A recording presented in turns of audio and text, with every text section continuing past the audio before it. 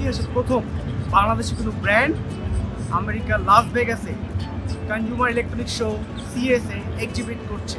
আমি মনে করছি ওয়ালটনের এই এক্সিবিশনে আসা আরেক ধাপ এগিয়ে গেল বাংলাদেশকে স্মার্ট বাংলাদেশে রূপান্তরিত করার জন্য।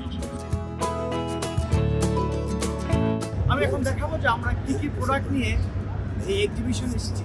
আমাদের এখানে আমরা দেখতে পাচ্ছি আমাদের যে নতুন ইউরোপিয়ান ব্র্যান্ড এসিসি ব্র্যান্ডের air condition, smart air condition আমরা দেখতে পাচ্ছি ডিজিটাল ডিসপ্লে আছে। এসি টেম্পারেচার কত, হিউমিডিটি কত, ফ্যান স্পিড কত, রানিং পাওয়ার কত হচ্ছে, প্রত্যেকটা সেকেন্ডে আমরা ইলেকট্রিসিটি কনজামশনটা আমরা দেখতে পাচ্ছি। ওয়ালটন স্মার্ট ফ্রিজ আমরা দেখতে পাচ্ছি, দেখেন ডিসপ্লে আছে আমাদের এখানে। এই ডিসপ্লেতে আমাদের প্রত্যেকটি প্রোডাক্টের ইভেন আমরা এটাকে একটা ইন্টারেক্টিভ ডিসপ্লে হিসেবে ইউজ করতে পারি। আমরা যেমন সেলফোন ইউজ করি, আমরা যেমন টিভি দেখি, সেরকম একটা ডিসপ্লে এটা। এই ডিসপ্লেতে চাইলে যে কোনো সময় ফুডের রেসিপি আমরা দেখতে পাবো, ইউজ করতে পারবো, আমরা ইউটিউব চালাতে পারবো, আমরা গান শুনতে পারবো।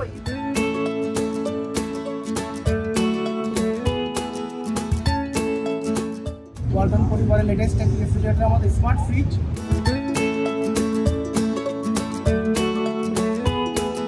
হচ্ছে আমাদের ডিজিটাল ডিসপ্লেওয়ালা বেভারেজ কুলার। আমরা বিভিন্ন সময় সফট ড্রিঙ্কসের ব্যবহার জানি, আমরা সফট ড্রিঙ্কস আমরা পান করি। সফট ড্রিঙ্কস পান করার বিভিন্ন দোকানে, কমার্শিয়ালি বিভিন্ন দোকানে আমাদের এই ফ্রিজটি ব্যবহার হয়ে থাকে। যারা আসছেন এখানে তারা তাদের মতো করে এই ফ্রিজটি ইভেন এমনও হচ্ছে যে তারা ঠিক এই মুহূর্তে পারচেস করতে চাচ্ছে।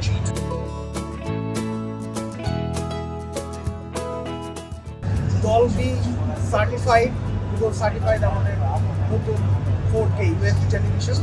এই টেলিভিশন আমাদের পপ আপ ক্যামেরা আছে। পপ আপ ক্যামেরার মধ্যে আমাদের সেলফোন বা ট্যাবের মতো, ল্যাপটপের মতো গুগল মিট বা যে কোনো অনলাইন মিটিং প্ল্যাটফর্ম আছে সেগুলোতে আমরা টিভির মাধ্যমে মিটিং করতে পারবো।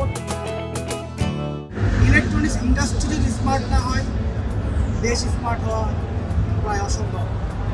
ওয়ালটন এটা বিশ্বাস করে তার ইকোসিস্টেম প্রত্যেকটি প্রোডাক্টে স্মার্ট অপারেশন নিয়ে আসছে, আইওটি নিয়ে আসছে, ইন্টারেক্টিভ সিস্টেম প্রোডাক্ট ডিসপ্লে নিয়ে আসছে। আমরা সেই স্মার্ট প্রোডাক্ট অনবোর্ড করে স্মার্ট বাংলাদেশকে স্মার্ট দেশ হিসেবে রূপান্তরিত করাই হচ্ছে ওয়ালটনের সামনে 3 লক্ষ্য।